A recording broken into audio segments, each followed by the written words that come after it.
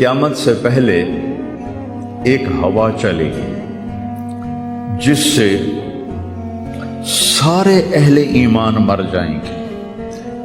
ایک کلمہ گو مسلمان دنیا پہ زندہ نہیں بچے گا، صرف غیر مسلم ہوں گے. ایک بھی لا الہ الا اللہ کہنے والا نہیں ہوگا. اور قیامت سے 30 سال پہلے، قیامت سے 30 سال پہلے بچے پیدا ہونے بند ہو جائیں گے کہ کسی بچے پر قیامت نہیں آئے گی. یوم تذہل کل مرضعۃ عما ارضعت، وہ ہولناکی بتانے کے لیے تشبیہ ہے. وہ یہ نہیں کہ ایسا ہو رہا ہوگا، کیونکہ بچہ تو کافر کا بھی ہو وہ معصوم ہے، مسلمان کا بھی ہو تو وہ معصوم ہے. اس لیے آپ نے کہا کہ سارے جو نابالغ مرتے ہیں وہ جس مذہب کے بھی ہیں سب جنت میں جائیں گے، چونکہ ان پر تو بھی شریعت لاگو ہی نہیں ہوئی ہے. اور سارے بچے حضرت ابراہیم علیہ السلام کے پاس چلے جاتے ہیں.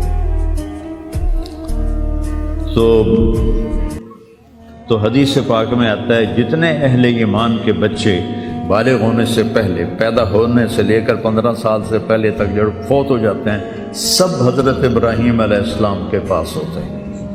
ساری نسل ابراہیم علیہ السلام کے پاس، اور وہ ان کے باپ ہوتے ہیں، اور ان کے ساتھ وہ اپنی وہاں کی جنت کے مزے لیتے ہیں. پتہ نہیں کیا لیتے ہیں، ان میں تک کوئی نہیں پتہ.